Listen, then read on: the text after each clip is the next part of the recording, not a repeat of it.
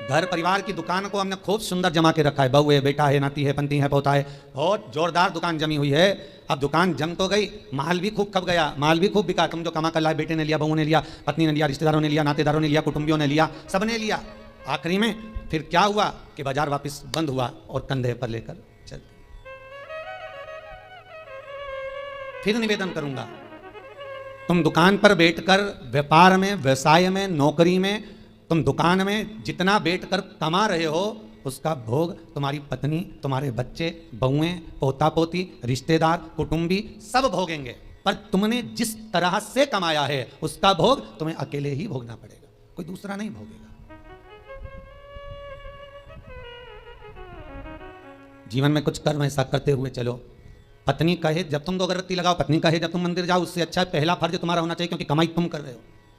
दुकान पर बैठकर झूठ, छल, बेईमानी, प्रपंच, कपट सब काम तुम कर रहे हो। पत्नी ने एक बार भी नहीं बोला कि तुम छल करना, कि बेईमानी करना, कि कपट करना। उसने तो केवल शादी के समय पर 7 भावर ली थी, तब पंडित जी ने किलवा दिया था। पत्नी के 7 वचन में से एक वचन था कि मैं तुम्हारे साथ ब्याह कर जा रही हूं तो मेरा भरण पोषण तुम्हें करना है, और इतनी सी बात थी। उसके बाद पत्नी ने एक बार भी नहीं कहा कि तुम ढेर सारा कमा कर लेकर आओ। बच्चे कभी नहीं कहते कि पिताजी आप हमारे लिए झूठ बोलो, कपट करो, छल करो, बेईमानी करो। बच्चे कभी नहीं कहेंगे, ना पत्नी कहेगी। जब ऊपर जाओगे, यम की केच चढ़ोगे, तो यमराज तुम्हें जब नरक में पटकेगा तब कहोगे मैंने झूठ पत्नी के लिए बोला था, मैंने बच्चों को पढ़ाने के लिए, आगे बढ़ाने के लिए झूठ बोला था, मेरे अकेले को नरक क्यों पटक रहे हो? पत्नी और बच्चों को भी तो पटको। तो यमराज भी कहेगा झूठ तूने बोला, कपट तूने करा, बेईमानी तूने करी, प्रबंध तूने करा, तो भोग भी तो भोग दूसरा काय को भोगेगा। इसलिए माता तुम्हें चिंता करने की जरूरत नहीं, तुम तो जोड़ा जूड़ा मुड़ा मान के अच्छे से रहो। प्रमुख से तुम्हारा नाम है धर्म पत्नी। एक होती है पत्नी जो पति को पतन के रास्ते पर ले जाती है, सिनेमा घर ले जाती है, मायके ले जाती है, शॉपिंग मॉल ले जाती है, वो पत्नी कहलाती है। एक होती है धर्म पत्नी जो पति को धर्म के पथ पर लेकर जाती है। एक होती है धर्म पत्नी जो पति से कहती है, कथा आ रही है शिव महापुराण की, थोड़ी देर सुन लेना। अरे तुम्हें दुकान पे नहीं बैठो, दुकान पे टीवी लगवा लो, दुकान पर मोबाइल रख के सुनो। अरे नेट का खर्चा कौन सीवर वाला महाराज देगा? 150-200 रुपए का नेट चले तो कौन महाराज देगा क्या? तो पत्नी उस समय पर एक शब्द जरूर बोल दे कि कमा किसके लिए रहे हो, पहले ये तो बता। घर में रोटी का डब्बा लगा लगाया रह जाता है, पत्नी फोन कर करके रह जाती है, आ जाओ भोजन तैयार है, आ जाओ। ग्राहक ऐसे टूट पड़ रहे, ऐसे टूट पड़ रहे कि 1 मिनट तो खाना खाने की फुर्सत नहीं। और बच्चा टिफिन लेके आ गया तो टिफिन 2 घंटे तक रखा दिया, ठंडा हो गया, सारा की सारा बेकार हो गया। और तुम वो ठंडा भोजन गाय की सांदी जैसा बस खा रहे। ऊपर से दुकानदार फिर ग्राहक बोल रहे सेठ जी मुंह में रोटी। किसके लिए कमाया भाई? ना राम नाम लीनो तूने भरी जवानी में, तो डूब के मर जा रे चुल्लू भर पानी में। पर समझने वाली बात तो यह है कि इतना बड़ा मनुष्य चुल्लू भर पानी में डूबे कैसे? इतना बड़ा मानव चुल्लू भर पानी में डूब के मरेगा तो मरेगा कैसे? ये सोचने वाली बात है। तो उसमें भी शास्त्र में वर्णन किया, जो मनुष्य भगवान का भजन नहीं करता, जो मनुष्य भगवत स्मरण नहीं करता, जो मनुष्य भगवत कीर्तन नहीं करता, जो मनुष्य कभी स्मरण नहीं करता, वो कीड़े की तरह जन्म लेता है और कीड़ा चुल्लू भर पानी में डूबकर मर सकता।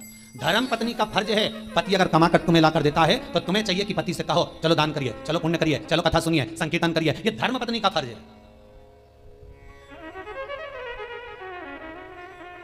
सारे कथाकार मिलके, कई बार हमने सुना लोग उसको मन क्या नाम थी जिसकी नाक कट गई थी रे, तुम लोगों को बड़ा मालूम है।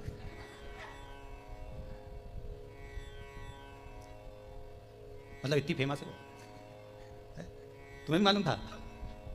पटेल जी मालूम था? बड़ी फेमस है वो भाई। होना भी चाहिए उसको फेमस, क्यों नहीं होना चाहिए? उसके बराबर दुनिया में कोई भक्त नहीं होगा भगवान का उसके जैसा।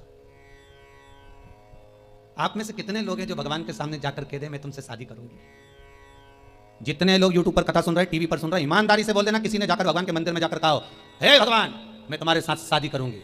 तुम तो इंसान हो, वो राक्षसी थी सूर्पणखा जो भगवान के सामने सीधा प्रस्ताव लेकर पहुंच गई कि तुम सम पुरुष ना मौसम नारी, इसलिए मैं तुमसे विवाह करना चाहती हूं। भगवान इतने खुश हो गए कि जिंदगी में कहीं की तो मिली जिसने कहा कि तुम्हारे जैसा पुरुष नहीं होगा, मेरे जैसी नारी नहीं होगी। दुनिया समझे तब तो। यहाँ तो जो जाए भगवान के पास में, भगवान दुकान नहीं चल रही, भगवान छोरा दे दो, भगवान बहू दे दो, भगवान ये दे दो। भगवान भी इतना बोर हो जाता कि भगवान ने भगत से कहा एक आध दिन तू आके बैठ जाना, एक बार आके बैठ जा। होता है एक भगत भगवान के पास पहुंच गया, भगवान सबसे ज्यादा अच्छी जिंदगी तो तुम्हारी है।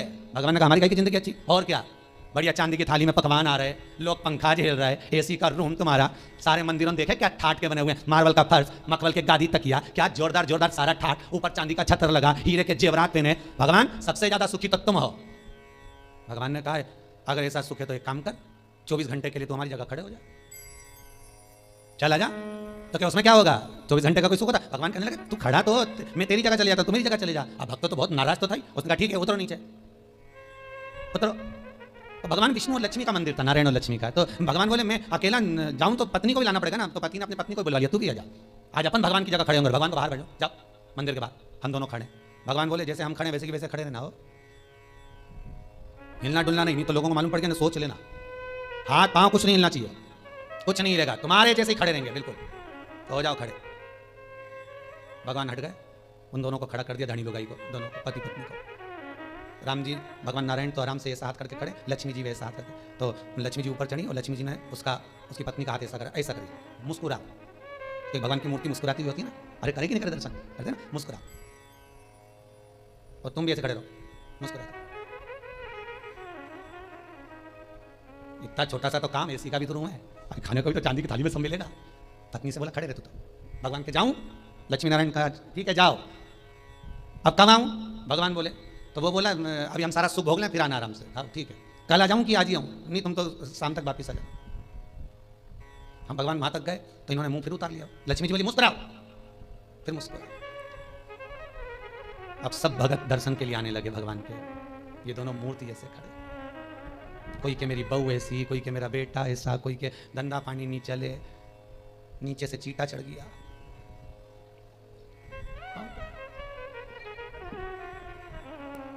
अब नीचे से चीटा चढ़ा तो पत्नी सीधे खड़े रहो, सीधे खड़े रहो, मुस्कुराए कि चीटा भगाए। जहां लक्ष्मी जी खड़ी थी वही हाथ लेके मच्छर काटे जा रहा। पति बोले अभी तो मेरे से करी थे, मुस्कुरा, मच्छर खा रहा है, मुस्कुरा। तब एक आया भगत, 11 दिए जला गया उनके बिल्कुल पांव के पास।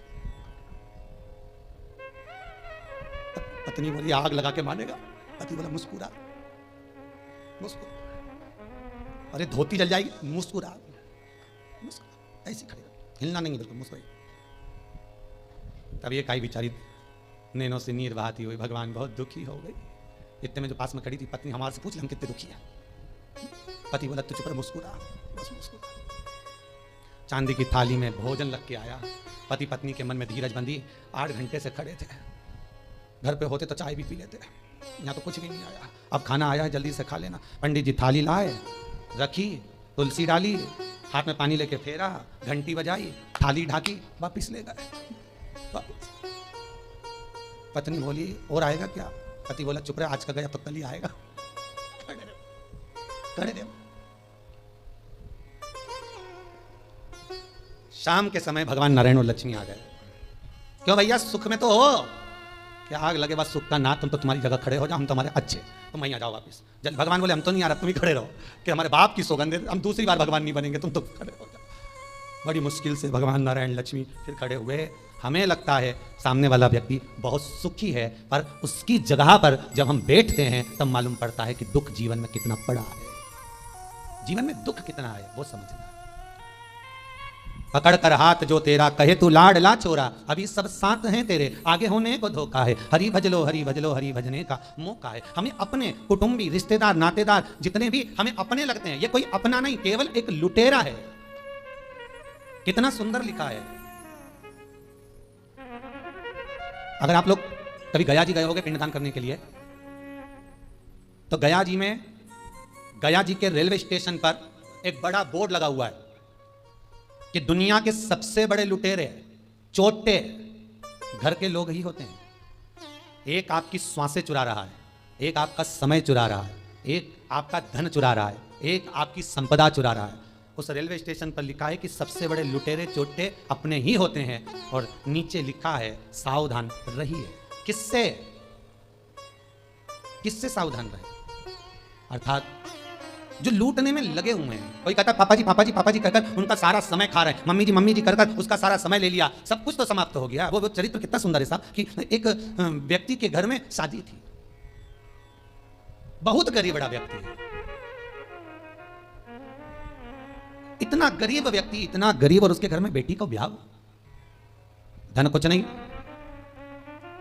लड़के वालों से कह दिया सा मैं बहुत गरीब बड़ा हूं, मेरे यहां कुछ भी नहीं है। तो क्या बारात आएगी तो उसको कुछ तो दे सकते हो, हमें रकम मत दो, दहेज मत दो, पर कोई आएगा तो उसको कुछ तो दोगे ना खाने को। तो क्या साहब मेरे पास में केवल थोड़ी सी शक्कर ले आऊंगा, नुक्ती बनवा दूंगा, खोपरा पाक बनवा दूंगा, खिला दूंगा। बहुत गरीब हूं। बेचारा गया मांग धूंग के, लोगों के हाथ जोड़कर, पांव पड़कर, निवेदन कर कर सेठ जी के यहाँ से एक शक्कर की बोरी उठा कर लाया। घर में लाकर पत्नी से कहा, ये शक्कर की बोरी रखी है, बेटी की शादी के लिए रखी है, हाथ ना लगाना, कोने में रख दिया है। हलवाई से बात कर कर आया हूँ। हलवाई कह रहा था मैं आ जाऊँगा बना दूंगा, अपने पास घी नहीं है, पर हलवाई बहुत अच्छा था, वो कह रहा था मैं ले आऊँगा, तुम बहुत गरीब पड़े हो। शक्कर की बोरी रखी है, ध्यान रखना। शादी की तैयारी में लग गए सब। 2 दिन बाद बारात आना है। एक दिन पहले हलवाई आ गया। हलवाई ने आवाज लगाया, भैया शक्कर की बोरी लाओ। जब शक्कर की बोरी लेने के लिए गए, जाकर देखा तो वो शक्कर की बोरी केवल खाली पड़ी हुई थी। उस पर किसी बच्चे ने सोया हुआ था, किसी मेहमान का बच्चा, उसने गंदगी कर दी थी। बोरी भी गंदी हो गई, हाथ लगाने के लायक नहीं बचा। क्या हुआ था इस बोरी में?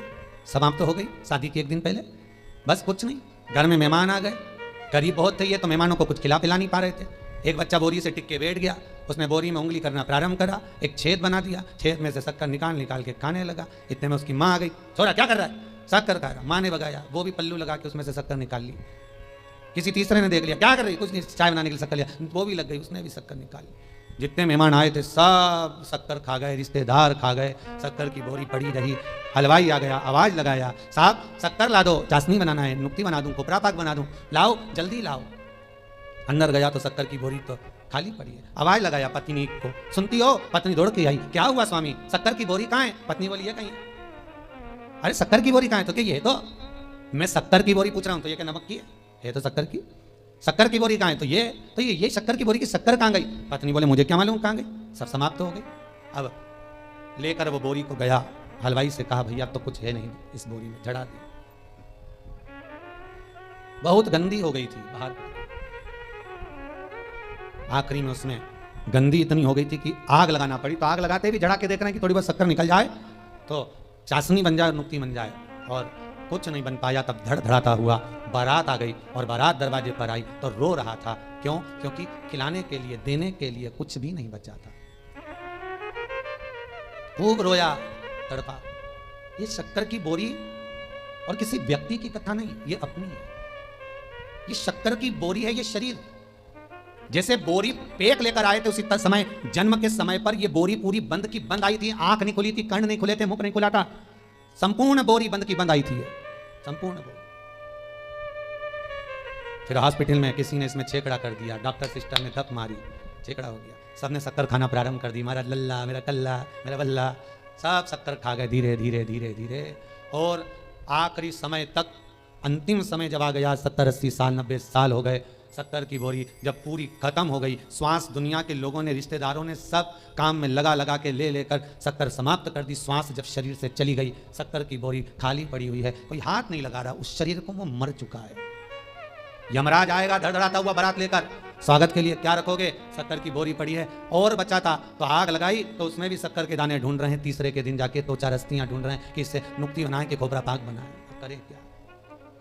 समाप्त।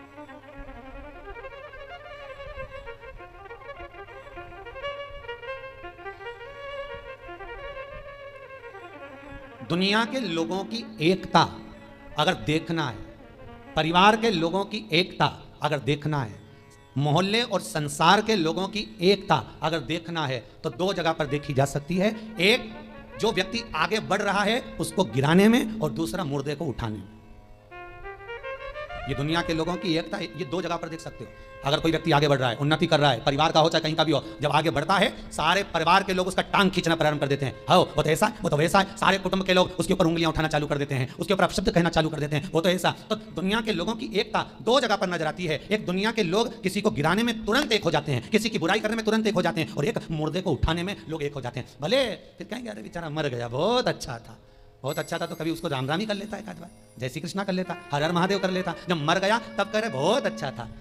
और सबसे अच्छा जब लगेगा जब वो शोक पत्र तुम्हारे पास आएगा और उसमें लिखा रहेगा इतनी बजे से इतनी बजे तक पगड़ी है, इतनी बजे से इतनी बजे तक रसोई है। और जब तुम जाके ना गुलाब जामुन, खोपरा पाक, बूंदी जब खाओगे, नुक्ती का रायता में बूंदी डाल डाल के, डुबक डुबक के सेव डाल के जब पूरी के साथ खाओगे, और जितनी तुमने बुराई करी है उसके घर की नुक्ती और सेव की ऐसी बच जाएगी। ऐसे ही सहज नहीं है महाराज। मानव जो है जीवन व्यर्थ है। जितना भजन कर सकते हो, जितना स्मरण कर सकते हो, जितना मंत्र जाप कर सकते हो, जितना नाम जाप कर सकते हो, वो आपका है। वो टल नहीं सकता, वो व्यर्थ नहीं जाएगा।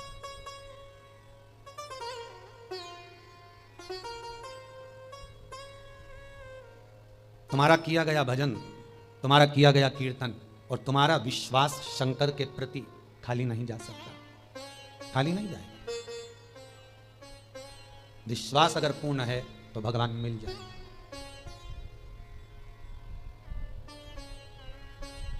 विश्वास की अगर पूर्णता है तो भगवान कहीं दूर नहीं है, भगवान हमारे करीब में, भगवान हमारे नजदीक है।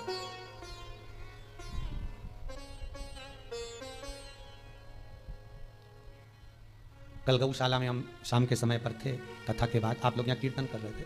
शाम को एक भोपाल से परिवार आया था, वो थोड़ी देर यहाँ बैठे, फिर गौशाला पर आए। हमने कहा वहाँ जाकर बैठो, हॉल में दर्शन करो, कीर्तन चल रहे हैं, भाभी जी की भजन गा रही थी, कल हम सुन रहे थे वहाँ पर। तो हमें तो केवल दर्शन करना था, इसलिए यहाँ पर आए हैं, आपसे दो शब्द मिलना है। बोलो। हम यहाँ मिलते करते थोड़ा सा कमी है अभी कोरोना महामारी के कारण, बहुत दूर किसी से नहीं। बोलिए क्या बात है, इतनी रात को आप आए।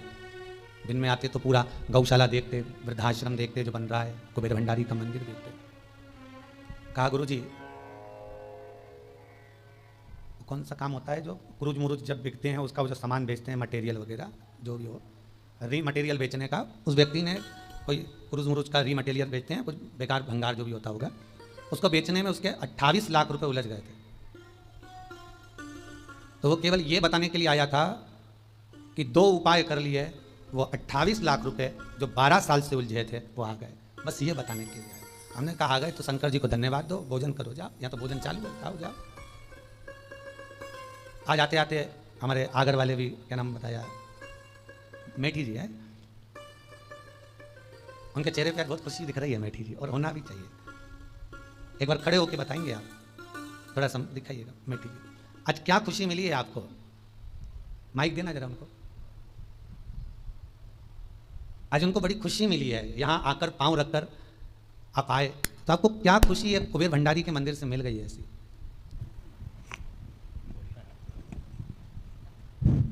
हम आगर से जब चले थे तो इस भावना के साथ चले थे कि गुरु जी से कोई साधन पूछेंगे, ये मेरा बिछोट बच्चा है जी, और ये इसका पुत्र है, ये बहू है, ये बड़ा बच्चा है जी। मेरा बिछोट बच्चा जो है, वैसे ये मेडिकल स्टोर पे बैठता है, ये भी मेडिकल स्टोर है, पर बिछोट ने वो इंजीनियर हो गया, बोले मैं तो नौकरी करूँगा। ठीक है भाई, नौकरी कर, 2-4 जगह करें, कहाँ करें। हम आपसे ये निवेदन करने आए थे कि या तो आप इसको कोई परमानेंट नौकरी की कोई साधन बता दो, और नहीं तो इसे घर वापस बुलवा दो। हमने आके यहाँ पे बैठे, पानी वानी पिया, भोजन किया, फिर गौशाला में दर्शन करने गए। बस गौशाला से दर्शन करके हम जैसे ही यहाँ आए और उसका मैसेज आ गया कि बाबूजी मुझे मेट्रो में अपॉइंटमेंट मिल गया है परमानेंट, आगरा से मेट्रो चलेगी, उसमें मैं सरकारी नौकरी उसे प्राप्त हो गई। बहुत बहुत धन्यवाद बेटी, मेठी जी, ये आपकी कृपा है। नहीं, बाबा की कृपा है बेटी, बहुत बहुत साधुवाद। आपका प्रेम, विश्वास, करुणा केवल भगवान पर अगर है तो मेरा विश्वनाथ कमी कुछ नहीं रख सकता। वो विश्वास आपके भीतर शंकर की कृपा से आना चाहिए। कोई जरूरी नहीं कि हम मिले ना मिले, परंतु आपका विश्वास यदि शिव के प्रति है, शंकर के प्रति है, तो बाबा उस विश्वास को पूर्ण कर दो, तो विश्वास पूर्ण कर दो। अब हीरा तो सबके भीतर समाया हुआ है, वो भगवत नाम का हीरा, वो सबके भीतर है। राम नाम कृष्ण नाम का वो हीरा, ये आत्मा का एक भाव का हीरा, पर काम, लोभ, विषय, वासना, आसक्ति, तृष्णा जो चारों तरफ लपटी हुई है, उसके कारण हम भगवान तक पहुंच नहीं पा रहे। ठंड के दिनों में रेलवे स्टेशन पर जाकर खड़े होंगे तो मालूम पड़ेगा ये एक्सप्रेस इतने घंटे लेट चल रही है। पूछा जाए क्यों, तो कहा धुंध बहुत है, कोहरा छाया हुआ है, इसलिए ये धुंध के कारण, कोहरे के कारण बहुत लेट चल रही है। ट्रेन के सामने धुंध पड़ी है, इसलिए ट्रेन भी लेट हो जाती है। मन के सामने अहंकार की, लोभ की, विषय वासना, काम की धुंध चढ़ी है, इसलिए यह मन मेरे शंकर तक नहीं पहुंच पाता। इस मन को शंकर तक पहुंचाने के लिए अहंकार, काम, लोभ, विषय, वासना, आसक्ति, तृष्णा की धुंध को हटाना होगा। जब ये धुंध हट जाएगी, भगवान मिल जाएगा, तो प्राप्त हो जाएगा।